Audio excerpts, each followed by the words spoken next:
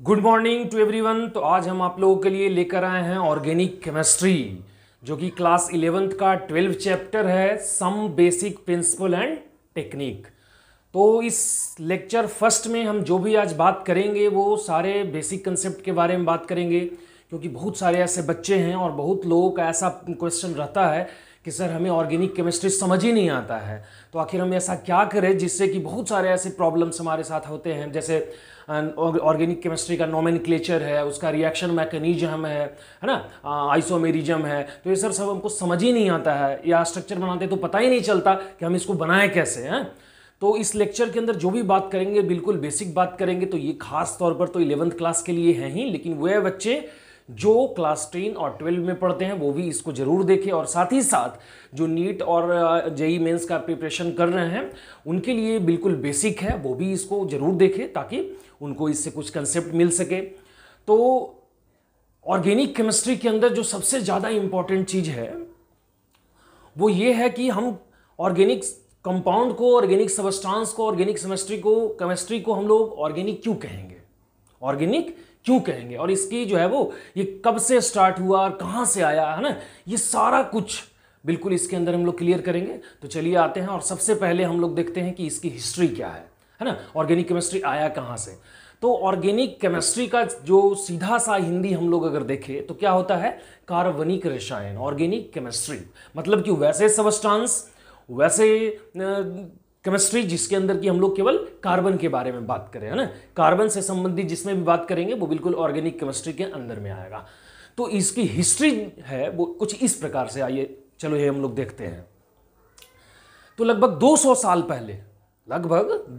साल पहले ऐसा माना जाता था कि ऑर्गेनिक सबस्टांस जो है वो केवल प्लांट्स और एनिमल्स में ही होता है, और वो ऑर्गेनिक सबस्टांस जो कि प्लांट्स और एनिमल्स में होता है वो भी एक इनविजिबल मतलब कि अदृश्य शक्ति के द्वारा, इनविजिबल फोर्स के द्वारा ही प्रोड्यूस होता है, मतलब कि उसको लैब के अंदर बनाया नहीं जा सकता है, ऐसा मान्यता थी, ऐसा माना जाता था।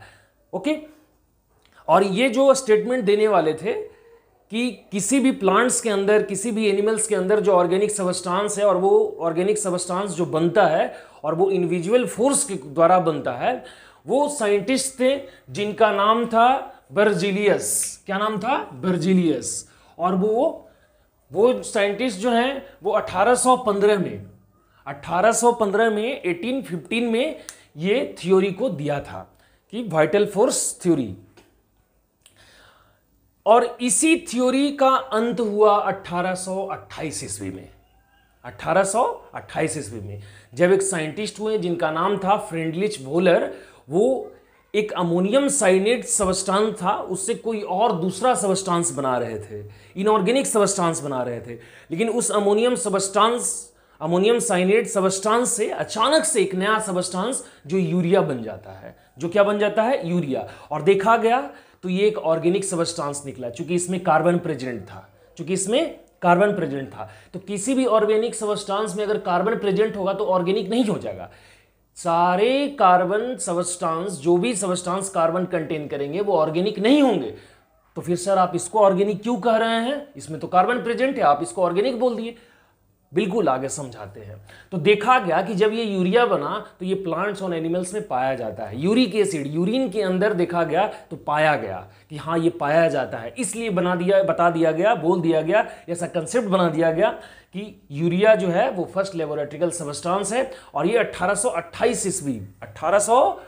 ईस्वी में किसके द्वारा बनाया गया था?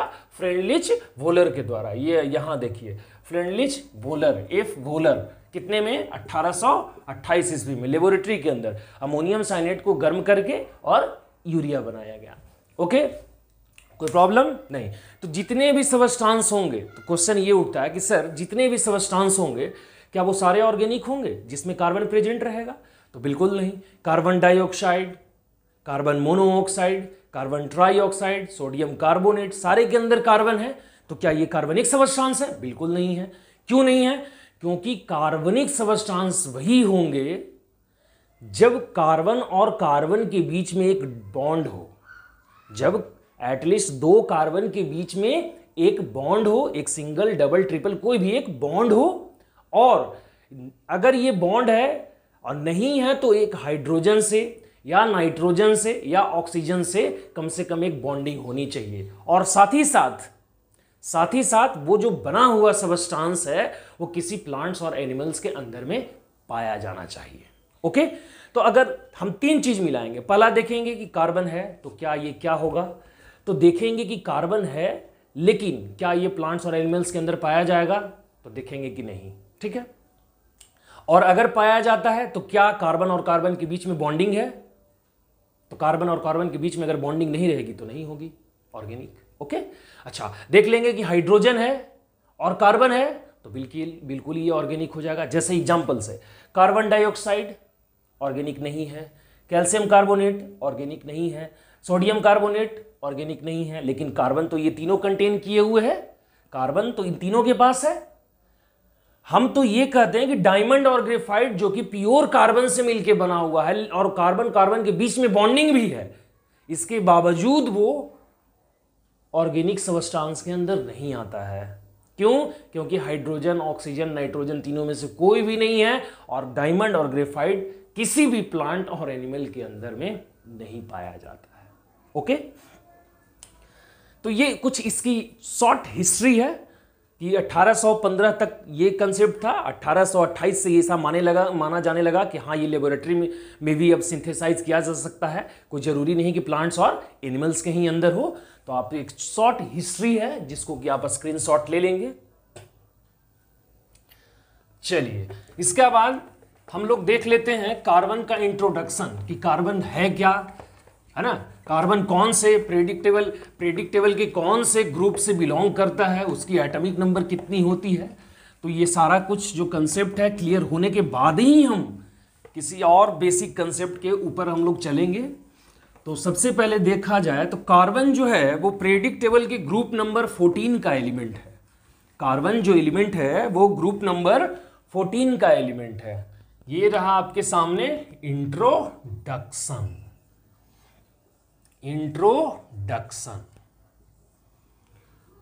कार्बन है, इसका ग्रुप नंबर कितना होगा, इसका ग्रुप नंबर है 14। ओके, इसकी एटॉमिक नंबर कितनी होगी, तो एटॉमिक नंबर जो होती है वो होती है 6। ओके, और इसका जो इलेक्ट्रॉनिक कॉन्फ़िगरेशन होगा, इलेक्ट्रॉनिक कॉन्फ़िगरेशन वो क्या हो जाएगा, 2 और 4। कार्बन की इलेक्ट्रॉनिक कॉन्फ़िगरेशन क्या होगी, 2 और 4, है ना, समझ रहे हैं। Group number 14, atomic number 6, electronic configuration 2 और 4, फर्स्ट सेल में 2 और आउटर मोस्ट सेल में 4 इलेक्ट्रॉन, इस तरीके से रहेगा। कार्बन 1 2 3 4। ओके,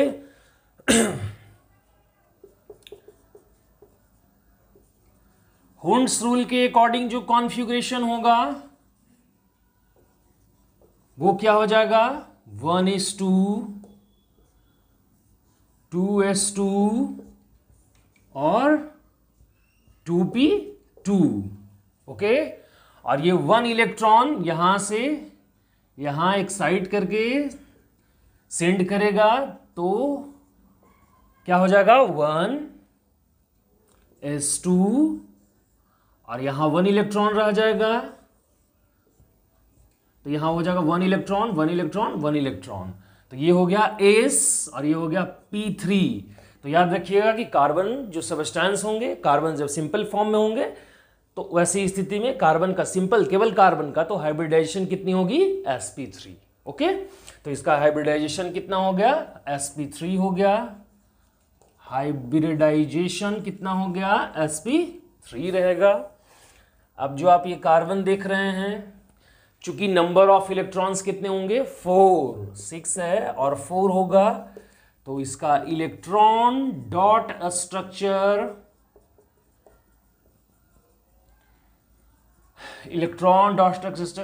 कैसे हो जाएगा बाबू, तो C1 2 3 4, है ना, 4 इलेक्ट्रॉन है तो 4 इलेक्ट्रॉन इस तरीके से हम लोग डिनोट कर देंगे। और ये जो होगा वो 4 इलेक्ट्रॉन होने की वजह से, 4 इलेक्ट्रॉन होने की वजह से क्या हो जाएगा, टेट्रावैलेंट। क्या होगा, टेट्रावैलेंट। टेट्रावैलेंट का मतलब, टेट्रावैलेंट का मतलब होता है जिसकी वैलेंसी 4 हो। क्या हो, जिसकी वैलेंसी 4 हो, है ना, जिसकी वैलेंसी कितनी होनी चाहिए, 4। टेट्रावैलेंट है वो, है ना। आउटर मोस्ट सेल में इसके 4 इलेक्ट्रॉन्स हैं। ओके, तो ये टेट्रावैलेंट हो जाएगा और ये हमेशा बनाएगा कौन सा बॉन्ड, कोवैलेंट बॉन्ड। कोवैलेंट का मतलब, कोवैलेंट का मतलब, को का मतलब होता है साथ और वैलेंट का मतलब होता है संयोजन, मतलब एक साथ जोड़ के रखना, एक साथ जुड़ना, मतलब एक साथ में जुटेगा। तो इसका मतलब कि कंप्लीट इलेक्ट्रॉन का ट्रांसफर नहीं करेगा और ना कंप्लीट किसी से गेन करेगा। मतलब कि अपने जो इलेक्ट्रॉन होंगे इसके आउटर मोस्ट सेल में 4, तो वो क्या करेंगे कि एक एटम से इधर जोड़ लेंगे, एक एटम से इधर जोड़ लेंगे, एक एटम से इधर जोड़ लेंगे, किसी और एक एटम से इधर से जोड़ लेंगे। 4 इलेक्ट्रॉन है, चारों साइड से एक एक एटम से जोड़ लेगा। देर में भी एटम सेम हो और डिफरेंट हो, ये एक अलग बात है। ओके, तो ये क्या हो जाएगा, कोवैलेंट बॉन्ड बनाएगा। कोवैलेंट का मतलब जब आपस में इलेक्ट्रॉनों का शेयर करके जो बॉन्डिंग होती है उसी को हम लोग कोवैलेंट बोलते हैं, है ना।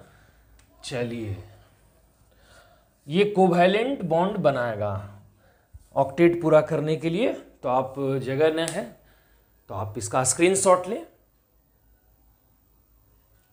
ओके, तो हम लोग नेक्स्ट देखते हैं कार्बन का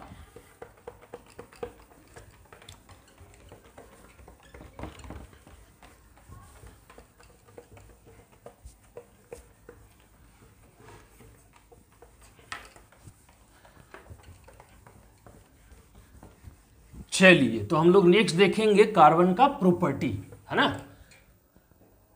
कि वो किस तरीके से बॉन्डिंग करेगा, वो किससे बॉन्ड बनाएगा नहीं बनाएगा, जनरली किसके साथ बनाना चाहेगा, कितने इलेक्ट्रॉनों को गेन करेगा। ओके, तो कार्बन के पास एक प्रॉपर्टी होती है जिसका नाम है कैटिनेशन। कैटिनेशन, ओके, कैटिनेशन का मतलब होता है to making a long chain, है ना।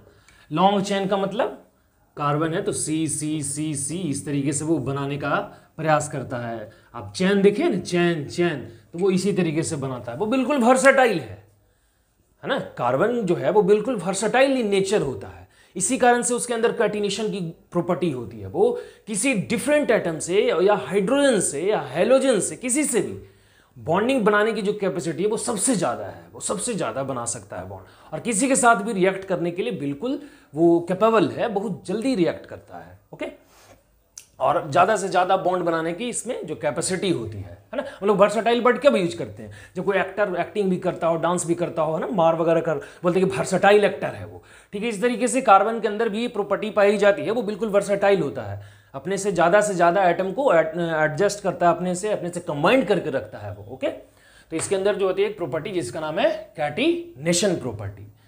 अब ये जो कार्बन है ये कोवैलेंट बॉन्ड बनाएगा और इसकी जो कॉन्फ़िगरेशन है वो 1 2 3 4 इस तरीके से आउटर मोस्ट सेल का हो जाएगा।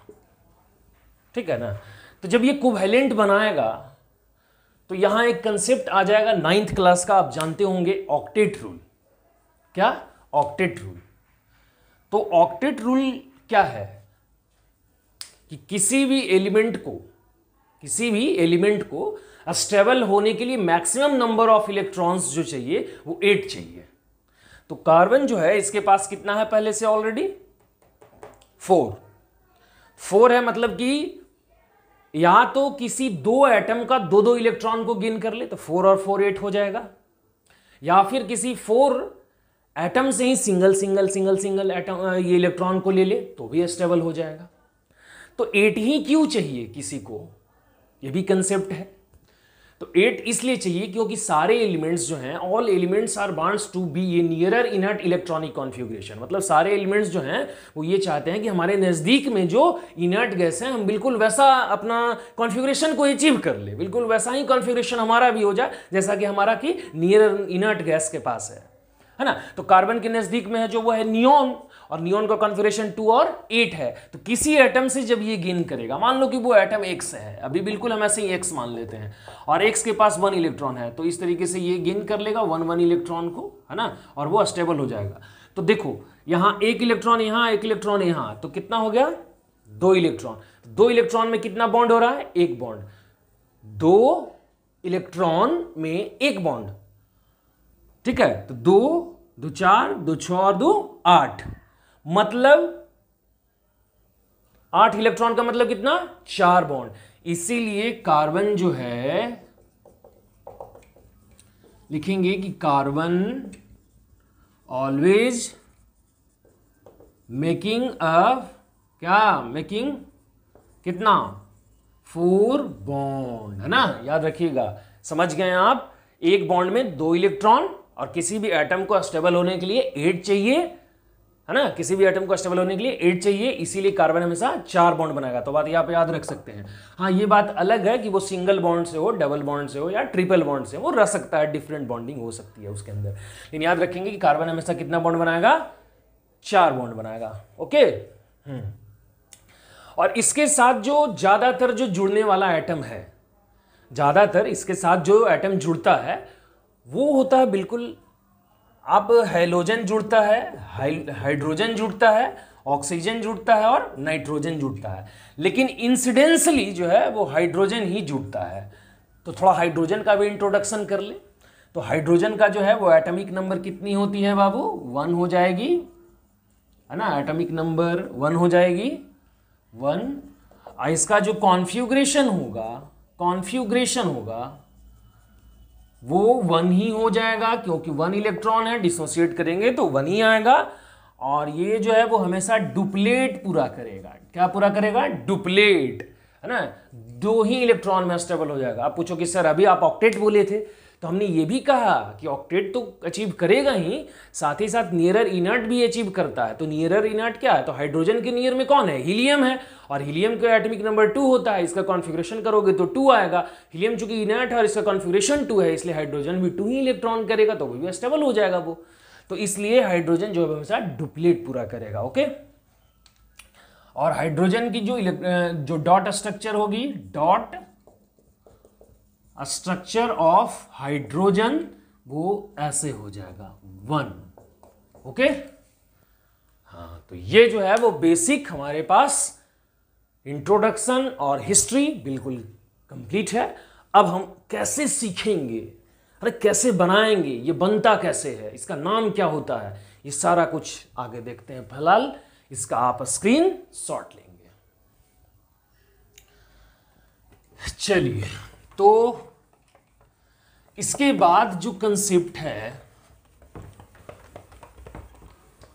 वो है कि जब नंबर ऑफ कार्बन होंगे 1, तो इसका हम नाम क्या देंगे। सर बहुत बार ऐसा होता है कि 1 कार्बन होता है तो हम इसका ये नाम देते हैं, तो 1 कार्बन रहेगा तो क्या नाम देंगे, 2 कार्बन होगा तो क्या नाम देंगे, है ना, 3 कार्बन होगा तो क्या नाम देंगे, तो उसका नाम क्या दिया जाता है। और देखो केमिस्ट्री का ये बहुत ही इंपॉर्टेंट कंसेप्ट है, ये बहुत ही इंडिस्पेंसिबल थिंग्स की, मतलब आप याद जरूर करें इस चीज को जो भी हम लिख रहे हैं, ठीक है। ऐसा तो आप सारी चीजों को आप मेमोरी में रखेंगे। तो सबसे पहले हम यहाँ कुछ बना लेते हैं table, number of carbon atom, ऐसे, है ना, number of carbon atom. Okay. और यहां लिख देंगे प्रीफिक्स, यहां क्या लिखेंगे, प्रीफिक्स। तो जब C1 होगा तो हम लोग मेथ यूज करेंगे, याद रखेंगे।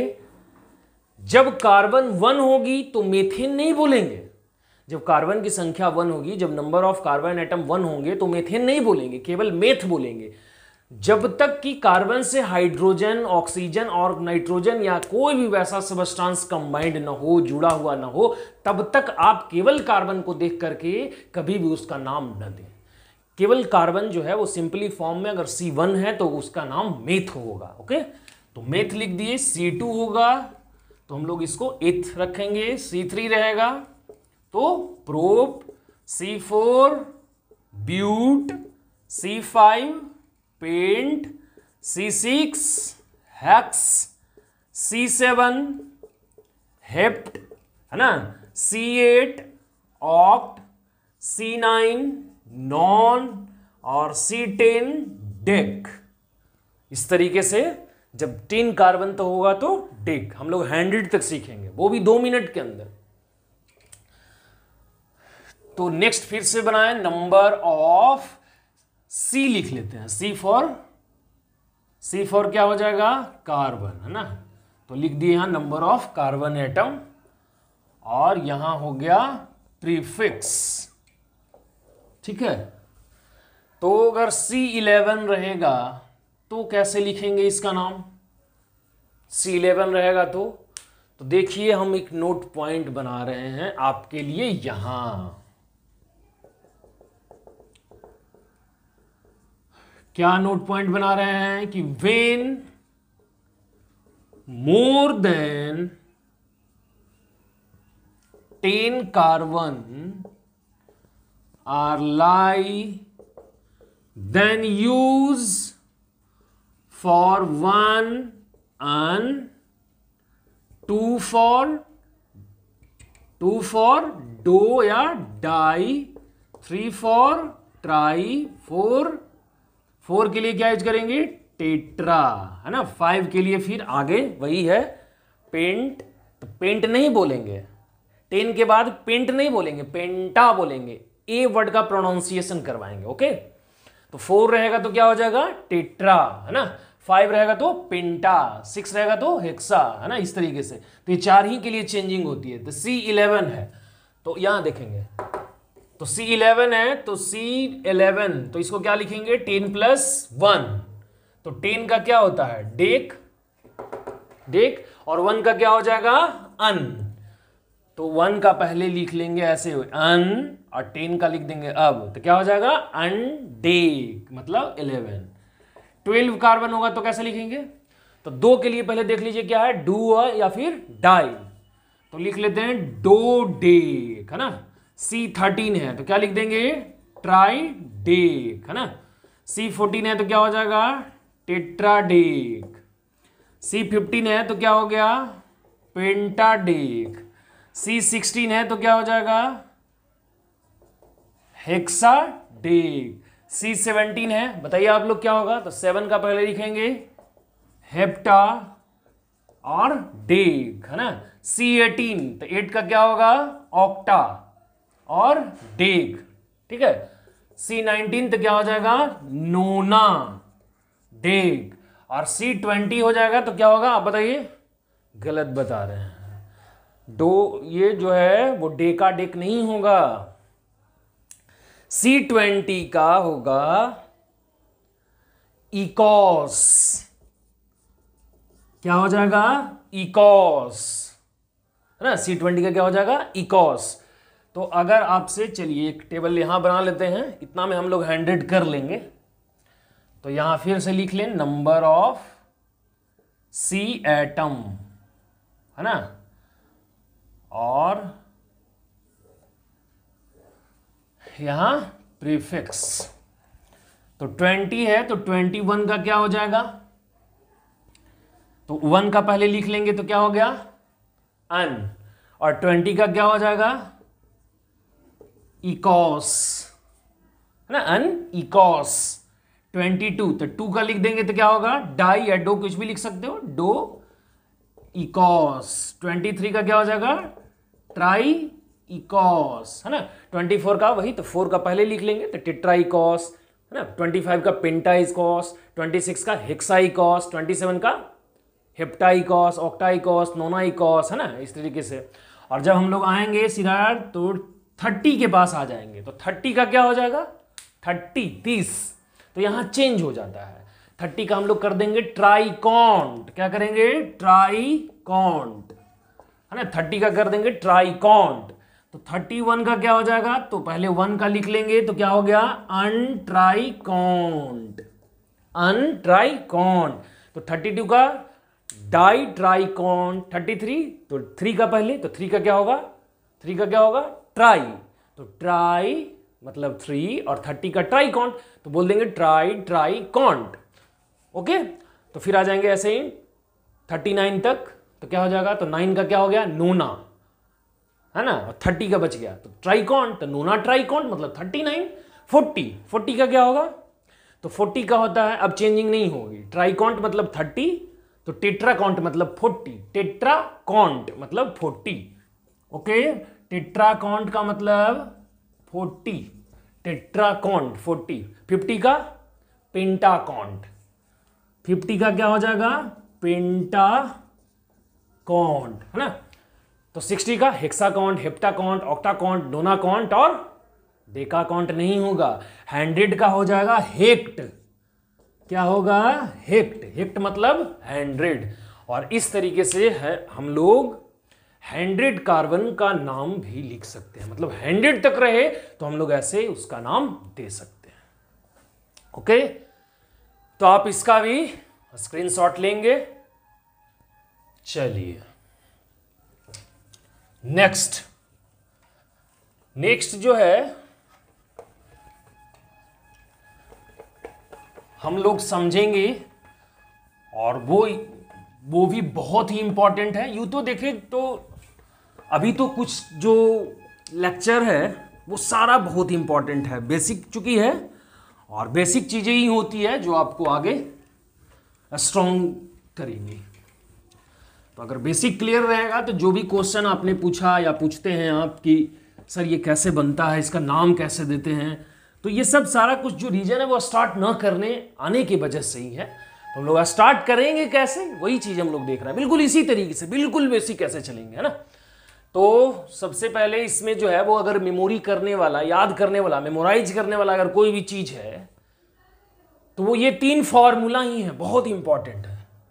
फर्स्ट में जो है वो है एल्केन, जिसका फॉर्मूला होगा CnH2n+2, है ना। सेकंड है उसका नाम है एल्कीन, जिसका फॉर्मूला होगा CnH2n, और थर्ड जो है उसका नाम है एल्काइन, जिसका फॉर्मूला होगा CnH2n-2। ओके, फर्स्ट में कौन, alkane, second alkene, third alkyne.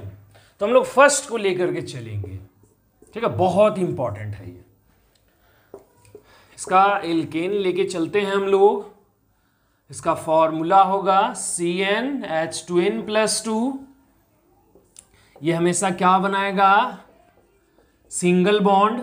क्यों बनाएगा देखते हैं आगे, सिंगल बॉन्ड, और ये होता है सैचुरेटेड कार्बन, है ना, इसलिए कि सिंगल बॉन्ड है तो सारे के सारे जो होते हैं इसके अंदर सिग्मा बॉन्डिंग होती है ना, सैचुरेटेड है, और इसके अंदर जो भी है वो क्या है, सब सिग्मा बॉन्ड है। सिग्मा बॉन्ड इसमें जो है ना बिल्कुल हेड ऑन ऐसे जुड़ जाता है, सारे देखेंगे आगे की क्या क्या बात है। ओके, सिग्मा बॉन्डिंग होती है।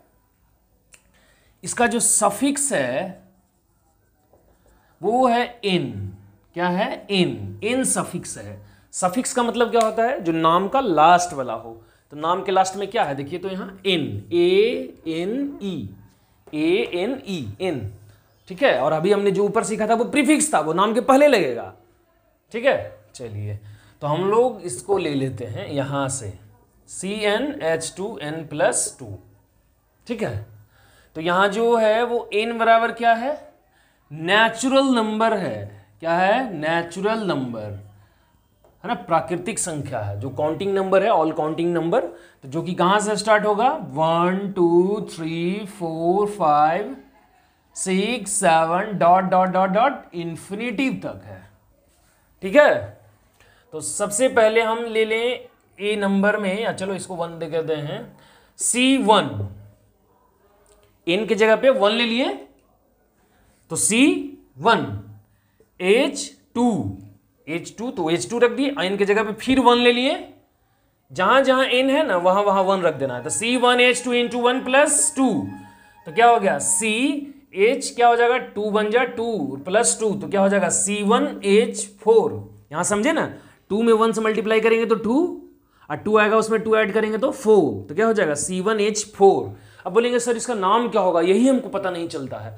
तो देखिए क्या नाम होगा, तो C1H4 है तो इसका नाम कैसे देंगे, तो 1 कार्बन के लिए क्या यूज करते हैं, याद है, मेथ, तो हम लोग लिख देंगे ऐसे मेथ, ठीक है, प्लस हम लोग किस सेक्शन किसके अंदर पढ़ रहे हैं, तो एल्केन फैमिली के अंदर पढ़ रहे हैं। ठीक है, एन ANE, तो यहां प्लस ANE लगा देंगे तो इसका क्या नाम हो जाएगा टोटल, मेथेन। क्या हो जाएगा, मेथेन, है ना।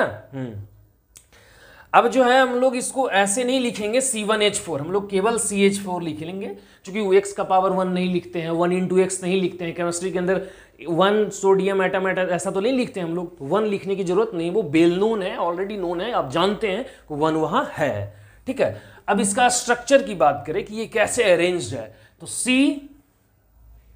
ठीक है, C अब देखेंगे तो देख रहे हैं कि चलिए 4 हाइड्रोजन है, तो इलेक्ट्रॉन डॉट बना देंगे ऐसे 1 2 3 4, देखेंगे स्ट्रक्चर कैसे बनाते हैं, वो सारा कुछ हम लोग देखेंगे, बिल्कुल अच्छे से देखेंगे। फिलहाल बनाते हैं, सी लिख दिए, इलेक्ट्रॉन डॉट बना दिए, H4 है तो 4 हाइड्रोजन हमें इस तरीके से डिनोट कर दिए, रख दिए। ओके, अब इलेक्ट्रॉन 1 होगा हाइड्रोजन के पास, हमने इंट्रोडक्शन क्लास में दिया, इंट्रोडक्शन जिस समय बता रहे थे वो बताए थे, और यहां से इस तरीके से बॉन्डिंग बना दिया। तो एक हाइड्रोजन एक ही बॉन्ड बनाएगा, क्योंकि उसके पास एक इलेक्ट्रॉन है, तो एक हाइड्रोजन यहां से जुड़ा, अब 4 हाइड्रोजन था तो चारों जुड़ गया। अब चारों हाइड्रोजन जो जुड़े हैं वो सिंगल बॉन्ड से जुड़े हैं, इसीलिए हमने यहां सिंगल बॉन्ड लिखा है। अगर डबल बॉन्ड से जुड़ जाते तो डबल बॉन्ड लिख देते, है ना। और एक हाइड्रोजन तो देखो ये डुप्लेट पूरा कर लिया, और 1 2 3 4, 1 बॉन्ड 2 इलेक्ट्रॉन, 4 बॉन्ड 8 इलेक्ट्रॉन, ये भी स्टेबल है वो भी स्टेबल है। तो इसका जो रियल स्ट्रक्चर होता है वो कुछ इस तरीके से होता है, ध्यान दीजिएगा, ये C है और ये इस तरीके से बनेगा। तो ये जो शेडेड लाइन आप देख रहे हैं, शेडेड का मतलब जो भरा हुआ लाइन है, ये भरा हुआ लाइन जो है वो बिल्कुल अर्थ के ऊपर रहेगा ऐसे, और एक हाइड्रोजन यहाँ और एक हाइड्रोजन यहाँ, और बाकी एक हाइड्रोजन रहेंगे वो नीचे में रहेंगे। इसका मतलब क्या हो रहा है, एक जो रहता है नाक के पास ऐसे रहेगा, एक रहेगा यहाँ नाभि के पास ऐसे रहेगा, ऐसे इस तरीके से, और 2 जो होते हैं वो प्लेन के ऊपर रहते हैं। ठीक है ना, 2 जो हैं वो बिल्कुल प्लेन पे रहेंगे, और एक ऊपर और एक नीचे, इसी को बोलते हैं टेट्राहेड्रल। क्या बोलेंगे, टेट्राहेड्रल। पूछता है इसका स्ट्रक्चर क्या है, टेट्राहेड्रल। ये कैसा ऑर्बिटल हाइब्रिडाइज्ड है, तो sp3 हमने बताया था, तो sp3 हाइब्रिडाइज्ड है, ये टेट्राहेड्रल है। ये क्या है, above the plane, above the plane, है ना। ये क्या है, बिलो द प्लेन, है ना, ये प्लेन के नीचे होगा, बिलो द प्लेन, है ना, प्लेन के ये नीचे होगा डॉटेड लाइन, ये जो शेडेड लाइन है वो प्लेन के ऊपर में होगा इस तरीके से। ओके, तो आप इसका भी स्क्रीनशॉट लें। चलिए नेक्स्ट, अब एल्केन के ही अंदर हम लोग चलेंगे, एल्केन में ही। तो नेक्स्ट जो कंसेप्ट है, तब हम लोग कार्बन की संख्या 2 रखेंगे।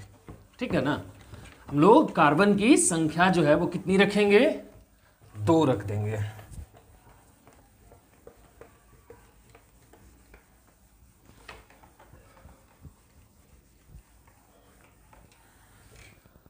इस तरीके से कार्बन जो रहेगा CnH2n+2, तो C2H2 × 2+2, इनके जगह पे इस बार कितना रखेंगे, 2, तो हमने 2 रख दिया, तो क्या बन जाएगा, C2H 2 जा 4 और +2 कितना हो जाएगा, 6, C2H6, तो इसका नाम, तो 2 कार्बन से क्या नाम होता है, एथ। एल्केन के अंदर पढ़ रहे हैं, है ना, जो भी है सारे सिंगल बॉन्ड से हैं, तो एन वर्ड लगेगा तो क्या हो जाएगा, एथेन।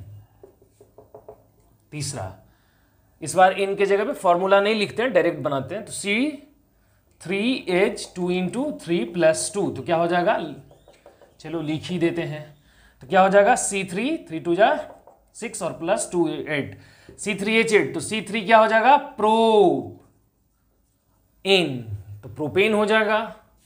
4 नंबर में क्या लिखेंगे, C4 CnH2n+2, तो क्या हो जाएगा, C4H2 × 2+2,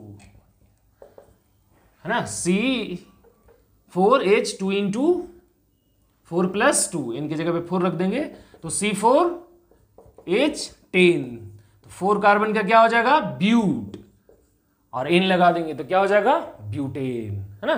तो आप इसी तरीके से आगे बनाएंगे, ब्यूटेन, पेंटेन, हेक्सेन, हेप्टेन, है ना। हाइड्रोजन को देखते हुए कि किसके अंदर में कितना हाइड्रोजन है। तो आप इसका भी स्क्रीनशॉट लें, इसका स्क्रीनशॉट लेंगे और उसके बाद आप इसके आगे आप बनाएंगे, है ना। तो ये जो कुछ भी चीज आपने देखा, ये सारा जो कंसेप्ट है वो बिल्कुल बेसिक है ना। तो वो जो 100 तक हमने लिखा वो भी बेसिक है और ये भी बेसिक है। सारी चीज को आप मेमोराइज करते चलेंगे, है ना। इसको मिटाते हैं अब हम।